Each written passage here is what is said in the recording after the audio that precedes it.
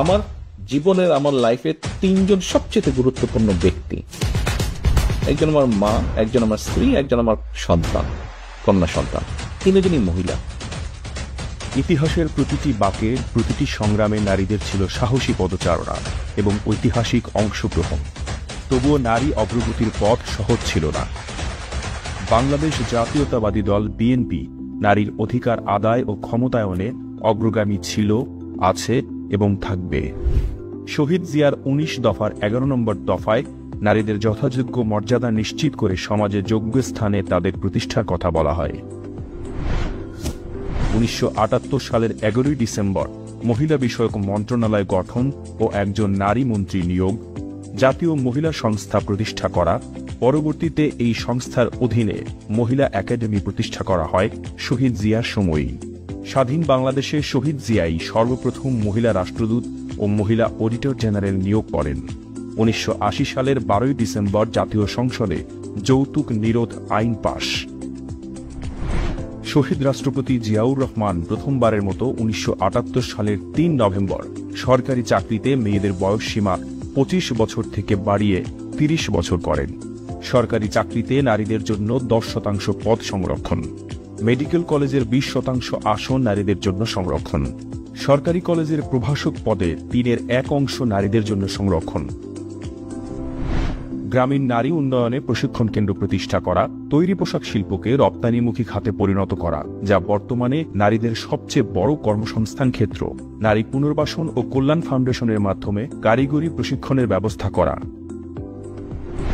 ১৯৭৬ সালের ৮ই মার্চ তথা নারী দিবসেই বাংলাদেশ পুলিশ বাহিনীতে নারীদের নিয়োগ শুরু হয়। তার ধারাবাহিকতায় আনসার বাহিনী ও গ্রাম প্রতিরক্ষা দলেও নারীদের অন্তর্ভুক্ত করা হয়। নারী নেতৃত্ব তৈরি ও নারীদের রাজনৈতিকভাবে সচেতন করার লক্ষ্যে বাংলাদেশ জাতীয়তাবাদী মহিলা দল প্রতিষ্ঠা করা, জাতীয় সংসদে সংরক্ষিত নারী আসন ১৫ থেকে ৩০-এ উন্নীত করা, গ্রাম সরকার, ইউনিয়ন পরিষদ, পৌরসভা ও সিটি কর্পোরেশনে নারীদের জন্য সংরক্ষিত আসন বরাদ্দ। বাংলাদেশে মেয়েদের ফুটবল খেলাকে আনুষ্ঠানিক ও প্রাতিষ্ঠানিক রূপ দেয়া। শহীদ জিয়ার শাসনামলেই মেয়েদের আন্তঃস্কুল ফুটবল টুর্নামেন্ট শুরু হয়। বাল্যবিয়ে রোধ, নারী পাচার ও নির্যাতন বন্ধে কঠোর ব্যবস্থা গ্রহণ করা।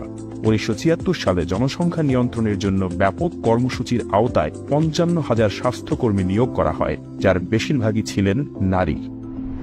শহীদ জিয়া নারী উন্নয়নের ভিত্তি করে দেন এবং বেগম খালেদা জিয়া দেশ পরিচালনায় এসে তার ধারাবাহিকতায় নীতিমালা ও সুবিধাগুলো আরও সম্প্রসারিত করেন।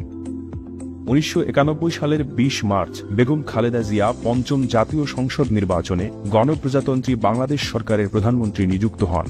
এর মাধ্যমে বাংলাদেশ পায় প্রথম নারী প্রধানমন্ত্রী, যার নেতৃত্বে নারীর অগ্রগতি দৃশ্যমান এবং আরও শক্তিশালী হয়। প্রাথমিক ও মাধ্যমিক স্তর পর্যন্ত মেয়েদের বিনামূল্যে শিক্ষা চালু করা হয় বেগম খালেদা জিয়ার সময়ে। তার শাসনামলে ছাত্রীদের শিক্ষা দ্বাদশ শ্রেণী পর্যন্ত অবৈতনিক করা হয়। নারী শিক্ষার্থীদের জন্য বিশেষ উপবৃত্তি চালু করা হয়। মেয়েদের জন্য ২টি নতুন ক্যাডেট কলেজ ও ৩টি পলিটেকনিক ইনস্টিটিউট স্থাপন করা হয়। জাতীয় সংসদে সংরক্ষিত নারী আসন ৩০ থেকে ৫০-এ উন্নীত করা। প্রশাসনে ও সরকারি উচ্চ পদে নারীদের উল্লেখযোগ্য নিয়োগ বৃদ্ধি করা হয়। বেগম খালেদা জিয়ার নেতৃত্বে বিএনপিতে নারী নেতৃত্ব দৃশ্যমানভাবে শক্তিশালী হয়। ১৯৯৫ সালে বেগম রোকেয়া পদক প্রবর্তন করা হয় বেগম জিয়ার হাত ধরে, যা নারীদের বিশেষ অবদানের জন্য দেওয়া হয়। মাতৃমৃত্যু হার কমাতে কার্যকরী উদ্যোগ গ্রহণ ও বাস্তবায়ন করা হয়।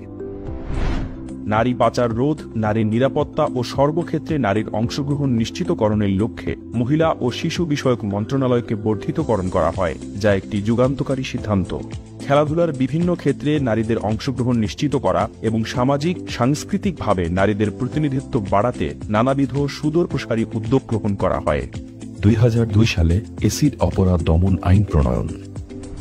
বিশেষ করে বাংলাদেশের সাম্প্রতিক বাস্তবতায় দেশের সার্বভৌমত্ব, গণতন্ত্র ও মানুষের অধিকার প্রতিষ্ঠার লড়াইয়ে বেগম জিয়ার ত্যাগ, সংগ্রাম ও একজন নারী হিসেবে তাঁর অদম্য হার না মানার মানসিকতা, ইস্পাত কঠিন আপোষহীনতা সত্যিকারের নারী শক্তির প্রতীক হয়ে উঠেছে, একথা অনস্বীকার্য।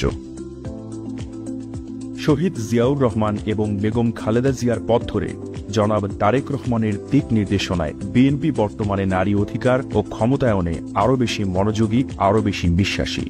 জনাব তারেক রহমান কর্তৃক ঘোষিত রাষ্ট্র মেরামতের ৩১ দফার ২৪ নম্বর দফায় বলা আছে, নারীর মর্যাদা, সুরক্ষা ও ক্ষমতায়নে যথাযথ পদক্ষেপ গ্রহণ। এছাড়াও বর্তমানে বিএনপির দলীয় নারী নেতৃত্ব ও মাঠ পর্যায়ে নারী কর্মীদের ভূমিকা দেশ ও সমাজের জন্য অত্যন্ত গুরুত্বপূর্ণ। ফ্যামিলি কার্ড নামে একটি কার্ড আমরা ইন্ট্রোডিউস করতে চাই।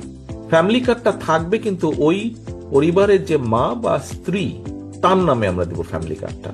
আমি কিন্তু চাইবো আমার পরিবারের মহিলা সদস্য যারা আছে, ভবিষ্যৎ যাদের আছে, তাদেরকে স্বাবলম্বীভাবে গড়ে তুলতে। আন্তর্জাতিক নারী দিবসে সকল নারীর প্রতি শ্রদ্ধা ও শুভেচ্ছা।